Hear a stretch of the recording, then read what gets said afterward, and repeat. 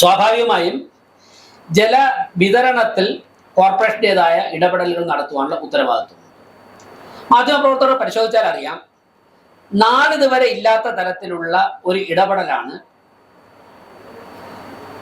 ഈ പ്രശ്നം മുൻകൂട്ടി കണ്ടുകൊണ്ട് തന്നെ കോർപ്പറേഷന്റെ ഈ ഭരണസമിതി ചെയ്തിട്ടുള്ളത്. ഇത്രത്തോളം ടാങ്കറുകൾ സൗജന്യമായി കുടിവെള്ളവുമായി നഗരത്തിന്റെ തലങ്ങും വിലങ്ങും ഓടുന്ന കാഴ്ച നാളിതുവരെ കണ്ടിട്ടില്ല. 100 കൗൺസിലർമാരോട് ആരോട് നിങ്ങൾ അന്വേഷിച്ചാലും അറിയാം, 24 മണിക്കൂറും പ്രവർത്തിക്കുന്ന വാർ റൂം സജ്ജമായിട്ടുണ്ട്.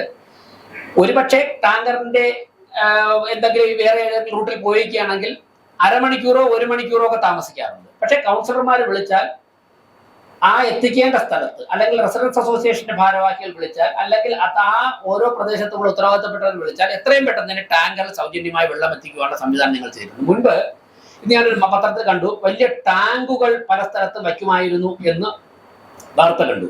ടാങ്കുകൾ വെച്ചാൽ അവിടെ പോയി എടുത്തുകൊണ്ട് പോകാൻ വേണ്ടി വീണ്ടും സംവിധാനം വേണം. അതുകൊണ്ട് ഞങ്ങൾ ചെയ്തത് ചെറിയ ടാങ്കറുകൾ, ഈ ടാങ്കുകൾ വയ്ക്കുന്നതിന് പകരം 20,000 ലിറ്ററിന്റെ ടാങ്കറുകൾ ഓരോ പ്രധാനപ്പെട്ട ജംഗ്ഷനുകളും ഇട്ടിട്ട് 2,000 ലിറ്ററിന്റെയും 5,000 ലിറ്ററിന്റെയും ചെറിയ ചെറിയ ടാങ്കറുകൾ ഇടറോഡുകളിൽ ഓടുന്ന സംവിധാനമാണ് ചെയ്തിരിക്കുന്നത്. ടാങ്ക് വെച്ച് കഴിഞ്ഞാൽ വെള്ളം എടുക്കാൻ വേണ്ടി വലിയ വലിയ കണ്ടെയ്നർ കൊണ്ട് അവർ പോയി എടുക്കണമല്ലോ, വീണ്ടും അതിന്റെ സംവിധാനം വേണമല്ലോ. അത് ജനങ്ങളുടെ ചിലപ്പോൾ കാണില്ല. അതുകൊണ്ട് 20,000 ലിറ്ററിന്റെ ടാങ്കർ തന്നെ റോഡിലിട്ടിട്ട് എങ്ങോട്ടാണ് ആവശ്യം അതിലിട്ട് വിട്ടുകൊടുക്കുക. അപ്പൊ അത്രത്തോളം ശുഷ്കാന്തിയോടെ കോർപ്പറേഷന്റെ ഉത്തരവാദിത്വം കോർപ്പറേഷൻ ചെയ്തുകൊണ്ടിരിക്കുകയാണ്, ഇനിയും ചെയ്യും. ഓരോ വാർഡിലും ഓരോ ടാങ്കർ വിട്ടുകൊടുത്തിരിക്കുകയാണ്. നാളിതുവരെ തിരുവനന്തപുരം കോർപ്പറേഷൻ ഭരണസമിതി ചെയ്തിട്ടില്ല.